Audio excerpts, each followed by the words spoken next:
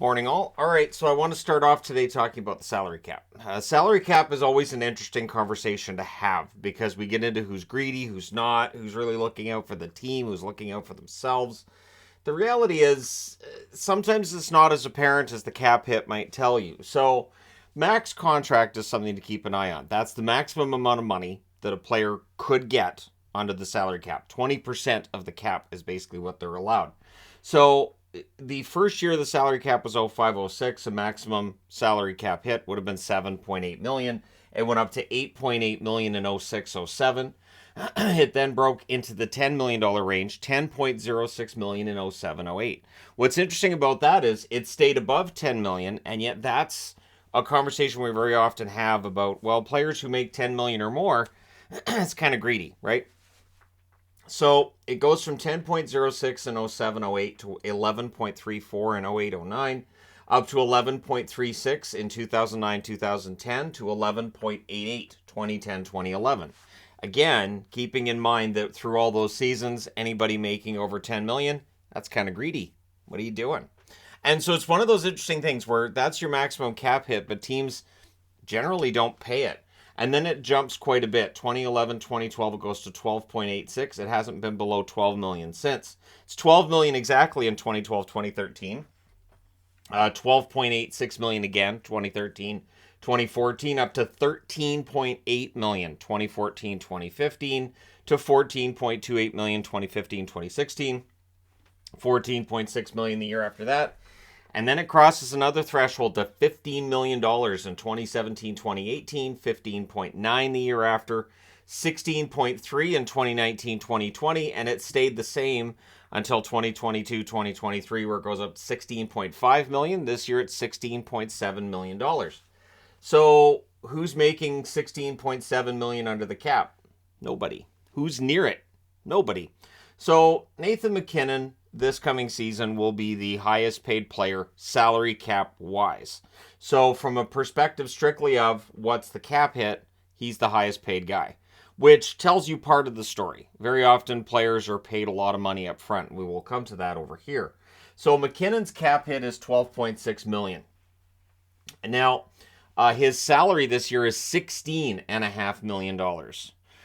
That's a contract that kicks in this year, and at the time he signs it, it's 15.27% of the salary cap. Again, the max is 20%. So when I hear, oh, that's greedy, it's greedy, I'm not sure that it is. I think giving 15% of the money that the Avs have to MacKinnon, I think that's fair. Then you've got McDavid right beneath him, 12.5 million, but that contract went into effect in 2018, 2019, and his actual salary this year is $11 million. But at the time he signs that contract, the percentage of the cap that he was signing for was 16.67%. So when I hear, well, MacKinnon shouldn't be paid more than McDavid, that is ignoring that the salary cap went up. Owners are perfectly fine with us all squabbling about how greedy the players are. I think Bettman's fine with us having that argument too. He's not going to weigh in and say, oh yeah, they're really, really greedy, at least not without a mustache on, pretending he's somebody else. But the reality is that when the salary cap goes up, so should the salaries. So the fact that MacKinnon makes more than McDavid, I don't think it's a sign of greed. I think it's a sign salaries are going in that direction. And when McDavid's contract is done, I guarantee he goes for 16.67%, somewhere in that region of the salary cap. And with the cap going up over the next few years, that's going to be a lot of money. Artemi Panarin, 2019-2020, his contract went into effect with the Rangers. It's an $11.6 million cap hit. His salary this year is $11 million. It was 14.29% of the salary cap. And we can have that debate about whether or not the Rangers overpaid for Panarin. I would say really it depends on the week. It depends on the month. Sometimes he looks fantastic and sometimes not as much. And with the Rangers, really, I think we're at a stage now where the Stanley Cup playoff success tells you the story. If they have success and Panarin's a big part of the reason why, then that contract's justified. If not, then there's going to be arguments. Austin Matthews, 2019-2020, his $11.6 million contract kicked in. It's listed as 14.64% of the salary cap on Cap Friendly because it was signed during the season prior. So that's why Matthews' number ends up looking higher because he signed the previous season. His actual salary this year is $7.9 million. So money up front, absolutely, and that's part of how Toronto gets these contracts signed. But there's a reason I'm wearing Newfoundland Growlers technically, so I'm not technically wearing Toronto, but it's Toronto. Anyways, and then you've got Erik Karlsson. His contract kicked in 2019-2020 at $11.5 million. His salary this year is $11.5 million as well. 14.47% of the cap. He signed before July of 2019. So what's interesting with this is Panarin, Matthews, Karlsson. What do they all have in common? They all were signed before the 2019-2020 season. That's when they were kicking in, and that was when we hit the flat cap era, which general managers would have had no idea was coming, right? And it has absolutely hurt teams that sign players to these contracts. Then you got Pastrnak, his cap hit starting this season, $11.3 million. His salary, $13 million. So, salary-wise, he will make more than Karlsson, Matthews, Panarin, and McDavid. But salary cap hit-wise, he's below all of them. So it's 13.64% of the salary cap that Pasta signs for. So that's the interesting thing, is that it's $200,000 less of a cap hit than Karlsson, but it kicks in 4 years later. It's 1% less of the total salary cap available to the team. John Tavares, $11 million contract, went into effect in 2018-2019. It's a $7.9 million salary for him as well, 13.84% of the cap. So when you look at it, 14.64% to Matthews, 13.84% to Tavares, and then 13.38% to Marner. That's the argument with the Leafs, right? And we will come back to that. Doughty, 2019-2020, his contract kicked in at $11 million per season, so the cap hit $11 million. His salary this year is $11 million as well, 13.84% of the cap for him as well, because again, kicking in at that same time and with the cap, not moving a lot. So that was signed July the 1st of 2018, so that's why it shows us 13.84% of the salary cap. Now, Mitch Marner, again, kicking in 2019-2020, $10.9 million cap hit. This year, his salary is $8 million. So what's interesting is Matthews, Marner, Tavares, all of them, their salary is actually well below their salary cap hit. So that's one of those interesting parts of this. It was 13.38% of the salary cap. And I will agree with people that having that many guys making that much of your salary cap money doesn't work. So what you have to do is sign them to longer term contracts, have it dive a bit on the back end to bring the cap hit down, and it balances out your team that much better, right?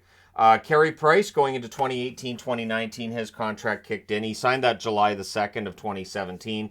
$10.5 million cap hit, $8.5 million is his salary this year, 14% of the salary cap. So, in terms of the percentage of the cap when he signed it, it was 14% higher than Marner, Doughty, Tavares, and Pastrnak ahead of him.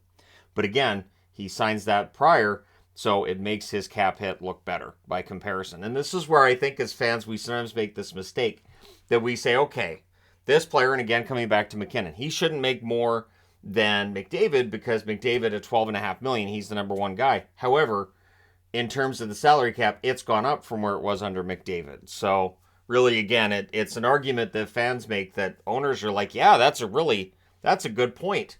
Even though the salary cap's going up, those players shouldn't make more money because that guy makes that amount. You're right. That should be the artificial salary cap, is what a player on a different team makes. And I don't think that argument holds a lot of water. Then you've got Sidney Crosby, and a lot of talk about how Crosby, and I've talked about this in previous videos, I'm talking about it again here. It was a 12-year contract that Crosby signed. This is part of the reason why owners and GMs really loved the long-term contracts. The NHL didn't. Limited contracts to 8 years. 7 years, of course, for UFAs. And Crosby's contract is not part of the reason why, but this contract would not be permitted now. $8.7 million is what his cap hit is. But at the time he signs it, when it goes into effect in 2013-2014, it's 14.5% of the cap. So for the cap when he signs it, it's higher than Panarin. It's around the same as Matthews. It's higher than Karlsson, Pastrnak, Tavares, Doughty, Marner. It's higher than Price, but he signed it way back when. So the longer that contract goes, the better it ages, which is part of what GMs are thinking with some of these contracts signed here. okay, in 2019, I'll sign this guy for this amount of money because when the contract's, 4 or 5 years in, it's going to look like a bargain. There's going to be all kinds of guys making $10 million plus. Cap hit, currently, there's 15 players in the NHL with a cap hit of $10 million or higher. That number is going to increase next season. Pettersson in Vancouver will very likely get that 10 million plus cap hit. I'd be very surprised if he didn't. His salary this season is $10.25 million. His cap hit $7.35 million. He's a restricted free agent. The sooner Vancouver gets this done, the more it's going to make their fans settle down and relax. But yeah, Pettersson, I think, has justified getting a $10 million cap hit. And again, the salary cap is going to go up next summer quite a bit. So if I get a $10 million cap hit as a player, and the absolute cap on what I can make is $16.7 million, I don't think that I'm being overly greedy in relation to the rest of the team in the cap. If the general manager signs multiple players to that same number and hurts his ability to round out the rest of the roster, it's more of a reflection on the GM than it is on one player or two players signing pricey contracts. William Nylander, $6 million salary for him this year, $6.96 million cap hit. And word has it he's demanding $10 million plus. Honestly, I get it. I get where he's coming from. And again, coming back to the fact that the salary cap has gone up, so does the player's demands. And then we, again, look at it and we try to compare Nylander and what he's asking for to a contract signed years ago. And it's apples and oranges. Because every year the market changes. And ideally, if you're a player, and if you're the National Hockey League, you want those salaries going up because it means you've got a really healthy league. You look at the ridiculous salaries being signed by guys in baseball and football and basketball. It's insane, some of the amount of money being thrown around out there. But hockey players, by comparison, haven't had that. Now, we can all have the discussion on, where things have fallen, and I've definitely had those discussions before, and we will again. But to call a player greedy when they're going to make $10 million, I think when you look at all the other sports, and when you really look at where the salary cap's going to be headed, a $10 million cap hit is reasonable. $8 million is kind of seen as the going rate now for a top six forward. So the fact that your star players are going to want 10 million plus, I really don't think is that far outside the realm of possibility. Connor Hellebuyck, what will Hellebuyck make at the end of his contract? Again, these four players here are all expiring next summer. Hellebuyck, his salary is $7.5 million. His cap hit $6.16 million. Now, for any team trying to trade for him, they may want to sign him to an extension first. With the uncertainty of acquiring a player who's a UFA, there's some nerves with that. If you can sign him first, it probably improves what Winnipeg can get back in a trade. And for Hellebuyck, I think, you look at Bobrovsky's cap hit when he signed his contract. If Hellebuyck says, I think I'm $10 million or higher in terms of my value, I don't think there's much of an argument to be made against him at this stage. He's been one of the best goaltenders in the league for years now. Rasmus Dahlin, keep an eye on him. It's a $7.2 million salary for him this year, $6 million cap hit. He's a restricted free agent this summer too. They're trying to work out a long-term extension with him. I think Dahlin rightfully could demand a $10 million plus cap hit because, again, you got Doughty on the board, you got Karlsson on the board, and you could argue that Dahlin, his trajectory in his career, should take him into that same sort of stratosphere, right? And if he gets $10 million now, well, that's still $1 million less than Doughty, $1.5 million less than Karlsson, which again, for what Dahlin's able to do, it seems reasonable for him to ask. And then beyond 2024, so looking years past, Leon Draisaitl has an $8 million salary, an $8.5 million cap hit. He's due in 2 years in 2025. So McDavid and Draisaitl, I think McDavid's got 3 years left on his deal. And so it's going to get very expensive for Edmonton very quickly. And there will be a lot of questions asked. So if you're an Oilers fan, it might be very, very important that they win a Stanley Cup over the next couple of years because it could get very pricey with their two-star players. And then there's, of course, going to be a debate about who wants to stay and who doesn't want to stay. I don't think there's going to be any concern, but that debate will come up. Same as we're seeing in Toronto right now. Robertson in Dallas, he's currently got an $8 million salary this season, and his cap hit $7.75 million. So what's interesting is, again, coming back over to this side of the board, the actual salary for Robertson is $8 million, for Tavares $7.9, Matthews $7.9, Marner's at 8. So that's part of the interesting thing on this, right, is that for actual money being paid out this year, Jason Robertson, he's paid well, but yeah, his cap hit goes until 2026, and we'll see how much he demands then. I'm guessing $10 million plus is quite possible, if not probable, for Robertson. He is an absolute star. I think Robertson could end up in the same conversation as Pastrnak in terms of his shooting and his overall talent, his skating, you name it, right? And then there's the elephant in the room that was addressed by the Vegas Golden Knights. A team had never won the Stanley Cup with the salary cap or a cap hit of $10 million or higher for any player on the team. That changed this year. Jack Eichel, $10 million salary, $10 million cap hit, wins the Stanley Cup. His contract goes till 2026. Of course, as soon as I pointed that out, people were like, well, wait, no, he won it with $10 million. But see, the rest of the team was structured in such a way that they were able to make that work. Right. Which undermines the entire $10 million plus argument when it comes to the salary cap. There are players in Tampa that are very, very close to $10 million in their salary cap hit. Not quite $10 million, but they're close. You know, Vasilevsky, Kucherov as well, and I've made the argument of saving that $500,000 on both those contracts got them back-to-back cups. I know that's a whole can of worms and everything, so just forget I said it. But the Leafs do show up a lot. I had to obviously wear some kind of Leafs-affiliated gear. And this is something that, you know, with Kyle Dubas, where I think the failing comes in, it's not paying Matthews, Tavares, Marner, and Nylander fairly, because I think he did. I think the problem was the way the contracts were structured, the cap hit stayed too high. So one thing again with Crosby, coming back to his contract, the final 3 seasons of his contract, which he's into now, he's only paid $3 million per season. The first 3 seasons of that contract, he made $12 million per season. So those $3 million seasons at the end bring that cap hit down to $8.7 million. The contract expires in 2025. I would expect him to re-sign in Pittsburgh for probably the same cap hit. And then we'll hear a lot of discussion about how reasonable it's been. But what makes Crosby's contract really, really reasonable is those backdiving years, the 3 years at $3 million per season at the end of it. So it's not that Crosby was, I'm not making the argument that Crosby was greedy. I'm making the argument that Pittsburgh put together a contract that worked for the player and for the team, and it kept the cap hit down.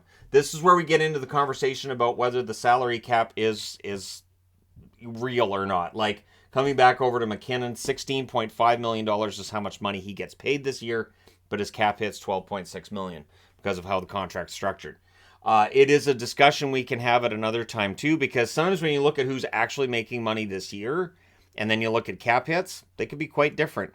But anyways, there you go. I wanted to take a look at that today. Let me know your thoughts in the comment section below as always. And if anybody asks, no, I don't think anybody will ever get the max contract. The max contract being 20% of the salary cap. I don't think that ever happens.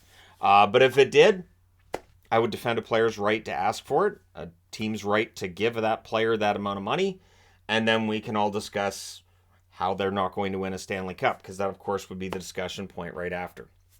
Let me know your thoughts, though, in the comment section below, as always.